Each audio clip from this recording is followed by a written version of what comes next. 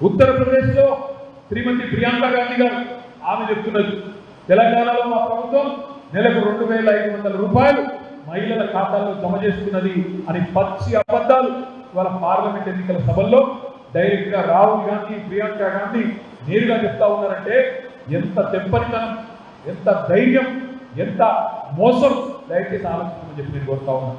మరి ఇవాళ కొత్తగూడెంలో తెలంగాణ రాష్ట్రంలో ఏ ఒక్క మహిళ ఖాతాలోనన్నా 2500 పడ్డాయా? ఎక్కడా పడలేదు.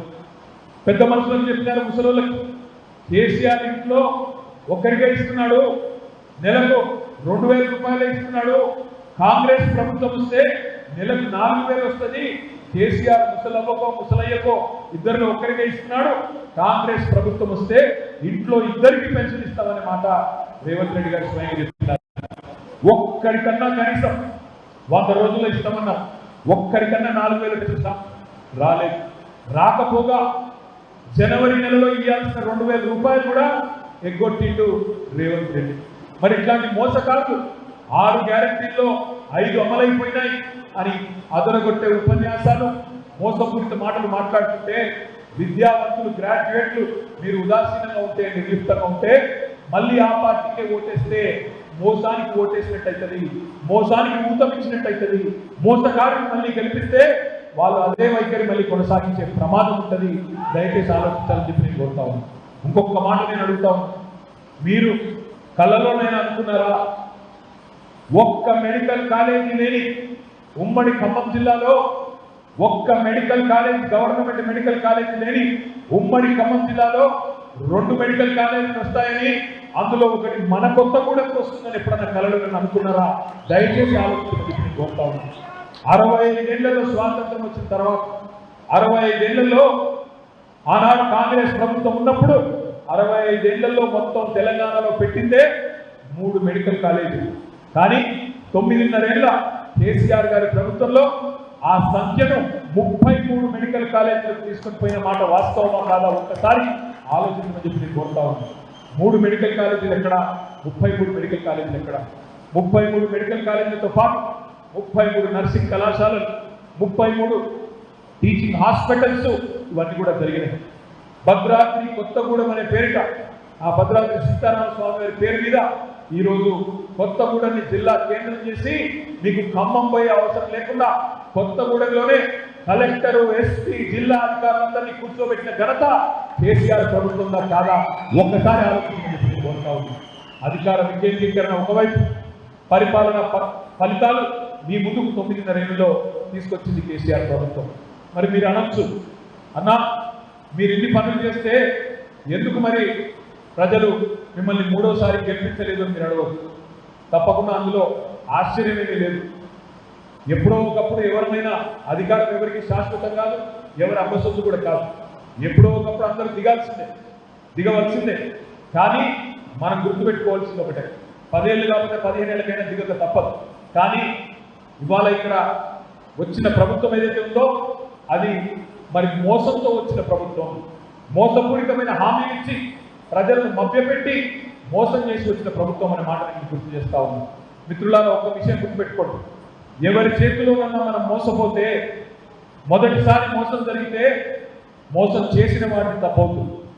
మొదటిసారి మోసం జరిగితే మోసం చేసిన వాడిని తప్పవుతుంది. కానీ మళ్ళీ అదే వ్యక్తి చేతిలో 2వసారి కూడా మోసపోతే ఈసారి తప్పు మనదవుతుంది.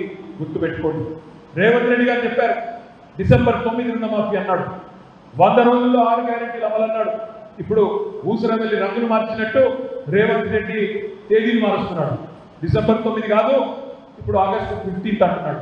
ఎందుకంటే ఇప్పుడు ఎలక్షన్లు, పార్లమెంట్ ఎన్నిక ఉంది, గ్రాడ్యుయేట్ ఎమ్మెల్సీ ఎన్నిక ఉంది. ఈ ఎన్నికల్లో గెలవాలి కాబట్టి 15 ఆగస్టు అంటున్నాడు. రేపు ఈ ఎన్నిక అయిపోయిన తర్వాత ఏమంటాడు? నేను చెప్పలేదు కదా, సంవత్సరం చెప్పలేదు కదా, 2024 అనలేదు, 25 అనలేదు, 26 అనలేదు, నేను ఆగస్టు 15 అన్నాను, 2030 ఆగస్టు 15 చేస్తా అని చెప్పి తప్పిస్తాడు. అందుకే దయచేసి నేను మిమ్మల్ని అడిగేది, రేపు మీ తరఫున నిలబడాలంటే, మీ తరఫున మాట్లాడాలంటే, మీ తరఫున గలమెత్తాలి, కొట్లాడాలంటే రాకేష్ రెడ్డి లాంటి విద్యావంతుడికి అవకాశం ఇవ్వండి. తమ్ముడు రాకేష్ రెడ్డి గారి గురించి ఇప్పుడే ఆర్ఎస్ ప్రవీణ్ కుమార్ గారు వివరంగా చెప్పారు. మీలో ఒకడు, ఒక సామాన్యమైన కుటుంబం నుంచి వచ్చినవాడు, ఒక రైతు బిడ్డ, వంగా పహాడ్ అనే గ్రామం, వర్ధనపేట నియోజకవర్గం, వరంగల్ పక్కనే ఉండే ఒక గ్రామం వంగా పహాడ్.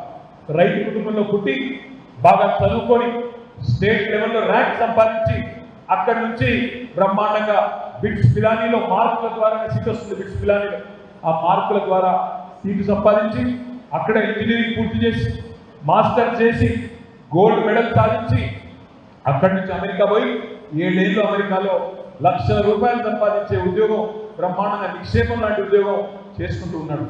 కావాలంటే జీవితాంతం అక్కడే ఉండొచ్చు. అక్కడ లక్షల మంది మన పిల్లలు ఉన్నారు.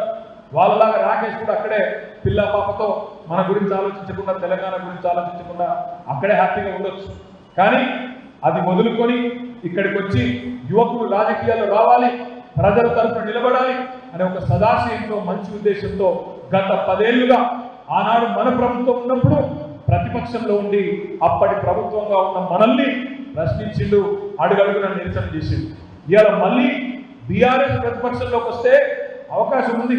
కావాలంటే తను కూడా పెద్ద నాయకుల్లాగా తను కూడా పోయి అధికార పార్టీలో చేరొచ్చు. కానీ లేదు, నేను ప్రతిపక్షంలోనే ఉంటా, ప్రజల పక్షమే ఉంటా, ప్రభుత్వం మీద కొట్లాడతా అని చెప్పి ఇలా మన దగ్గర ఉండి కేసీఆర్ గారి ఆశీర్వాదంతో, మీ అందరి ఆశీర్వాదం కోసం మీ ముందుకు వచ్చింది. నేను మిమ్మల్ని అందరినీ ప్రార్థించేది ఒకటే, కొత్తగూడెం అంటే సింగరేణి కేంద్ర కార్యాలయం ఉండే మరి నగరం, పట్టణం కొత్తగూడెం. సింగరేణి విషయంలో కేసీఆర్ గారి నాయకత్వంలో చాలా పనులు చేసే ప్రయత్నం చేసినాం. అయినప్పటికీ ఇంకా కూడా ప్రమాదం పొంచి ఉంది.